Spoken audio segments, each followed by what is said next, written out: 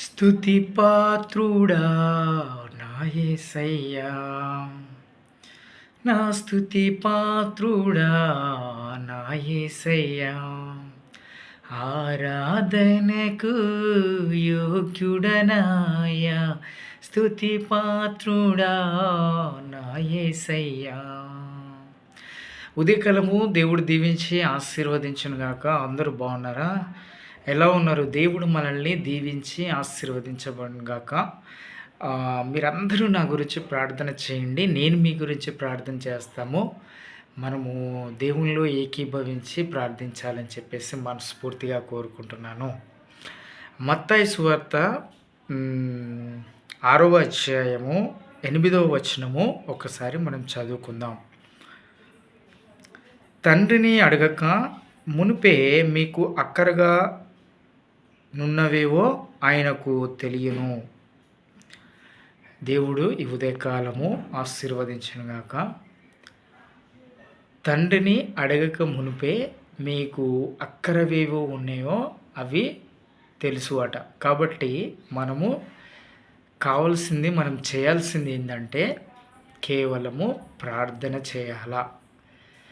ప్రార్థన ఏ విధంగా చేయాలా? ప్రార్థన మన శత్రువులను వాళ్ళ హృదయాన్ని మార్చు, మనం బాగు కొరకు, మన జీవితము మార్చబడుట కొరకు, మన జీవితము మనశ్శాంతిగా ఉండులాగున మనం చాలా జాగ్రత్తగా పడాలి. ఎందుకు చెప్తున్నానంటే మత్తయి సువార్త 6వ అధ్యాయం 8వ వచనంలో, మీరు మీ తండ్రిని అడగక మునిపే మీకు అక్కరగా నున్నవేవో ఆయనకు తెలియను. మన తండ్రిని మనం అడగక మునిపే ఆయన అక్కరలేంటో, మన అక్కరలేంటో ఆయనకు తెలుసు అట. మనం ఇప్పుడు చేయాల్సింది ఏంది? చాలా నీతిగా, నిజాయితీగా కష్టపడుతూ, చెమటోరుస్తూ మనం చేస్తున్న పనిలో ప్రతిఫలాన్ని ఆస్వాదిస్తూ మనము నిజాయితీగా కష్టపడి మనము జీవనము కొనసాగించాల. ఈ మన అక్కరలేంటో ఆయనకు తెలుసట.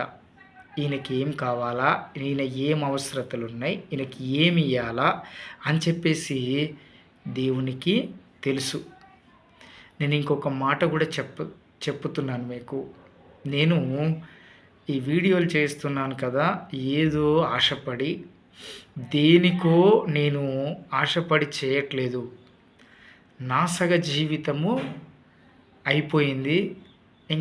ఇంకానైనా నేను దేవుని గురించి ఒక 4 మాటలు చెప్పకపోతే మూర్ఖుణ్ణి అయిపోతానేమో, దేవుని దృష్టిలో చెడ్డవాన్ని అయిపోతానేమో. ఎందుకు అంటే కష్టపడిన ప్రతి సమయంలో దేవుడు నన్ను ఎత్తి పట్టుకున్నాడు. నేను చేస్తున్న ప్రతి పనిలో దేవుడు నన్ను సహకరించాడు.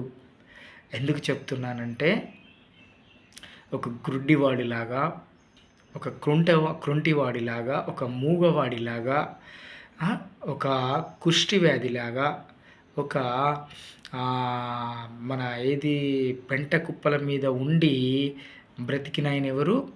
రాసపుండ్లు కలిగి, ఎన్నో దీర్ఘకాలిక పుండ్లు కలిగిన లాజర్లాగా జీవితము మనది తగ్గింపు స్వభావము ఉండాలని చెప్పేసి మనము ఆ విధంగా బ్రతకాలన్న ఉద్దేశంతో మనము జీవించాల.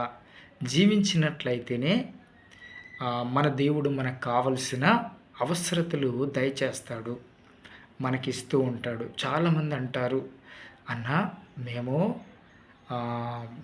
అందరము ఉద్యోగస్తులమే, మేము అందరం, నా బిడ్డలు డాక్టర్లే, నేను డాక్టర్నే, నా ఇంట్లో మా మేడం కూడా డాక్టరే, మరి ఇంకేంటి, మీకు దేవుడు అన్నీ ఇస్తున్నాడు కదా, డబ్బు ఇస్తాడు, అన్నీ ఇస్తున్నాడంటే వాళ్ళు చెప్తున్న మాటలు ఏంటంటే, అన్న అన్నీ ఉన్నాయి కానీ నా ఇంట్లో మనశ్శాంతి లేదన్నా.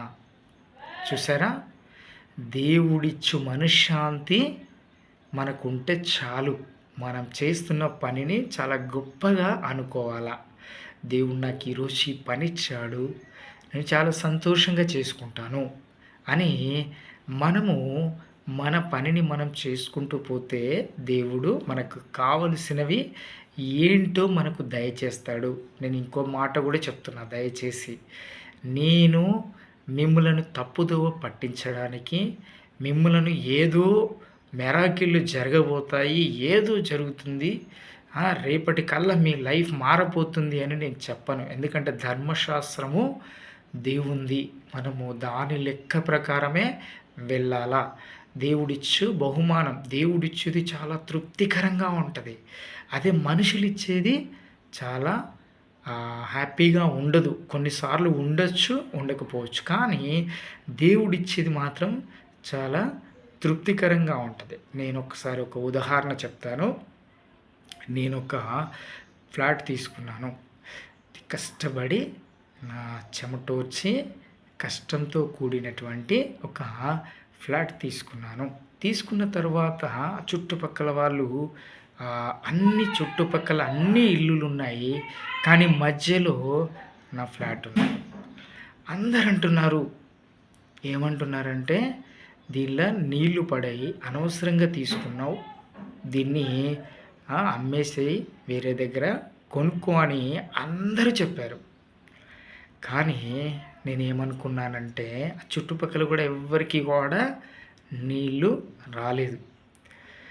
నేనేమనుకున్నాను, ప్రభువా బండ నుంచి నీళ్ళు ఇచ్చిన దేవుడవు కదా, నీ చిత్తమైతే మాకు నీళ్ళు దయచేయి అని ఎప్పుడైతే దేవుణ్ణి ప్రార్థించుకొని ఆ ప్లేస్లో మేము బోర్ వేసినప్పుడు విస్తారమైనటువంటి నీళ్ళు, ఎన్ని అంటే అసలు చెప్పలేనటువంటి నీళ్ళు దునికినాయి. ఎంత హ్యాపీ అంటే ఇప్పటికీ కూడా నేను ఆ నీళ్ళను మాత్రమే తాగుతున్నాను. కాబట్టి దేవుడు చూడు ఎంత ఆశీర్వాదం, ఇలాంటి ఆశీర్వాదం. నేనేమంటున్నానంటే తెల్లారి మిరాకిల్స్ జరిగిపోవాలంటే అది అది కరెక్ట్ కాదు. దేవుడిచ్చు బహుమానం ఆయనకు తెలుసు, మనకి ఏది ఇయ్యాలో తెలుసు ఆయనకు. కాబట్టి మనం చాలా జాగ్రత్తగా ఉండాలా. నేను ఇంకొక ఉదాహరణ కూడా చెప్తాను. యేసు ప్రభు పుట్టినప్పుడు మరియమ్మ యోసేపులు బెత్లెహేములో ఉన్నప్పుడు అక్కడ హేరోదు రాజు వీళ్ళను చంపడానికి తిరుగుతున్నప్పుడు అప్పుడు యోసేపుకు దర్శనం అంది, పలాని చోటికి వెళ్ళు యోసేపు అని దేవుడు మాటిచ్చాడు. అదేవిధంగా వెళ్ళారు కదా. అంటే దేవుడు నడిపించేటువంటి సమయం వచ్చినప్పుడు, నడిపించేటువంటి అవసరం వచ్చినప్పుడు దేవుడు నడిపిస్తూ ఉంటాడు. అట్లానే మనం వేరే ప్రాంతాలకు వెళ్ళినాం కదా, మనల్ని దేవుడు ఏం ఆశీర్వదించాలని ఎప్పుడు అనుకోకూడదు.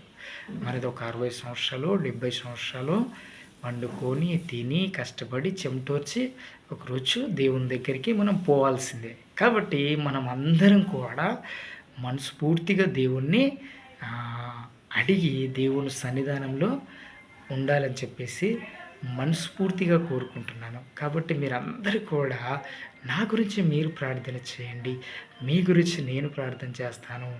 దేవుళ్ళో మనము ఏకీభవించి ప్రార్థించాలని చెప్పేసి మనస్ఫూర్తిగా కోరుకుంటున్నాను.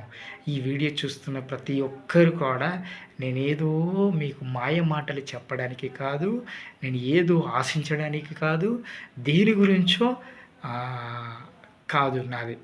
నా జీవితము ఇంకా ఇదిగో దేవా నా జీవితం విస్తారమైనది నీకంకితం.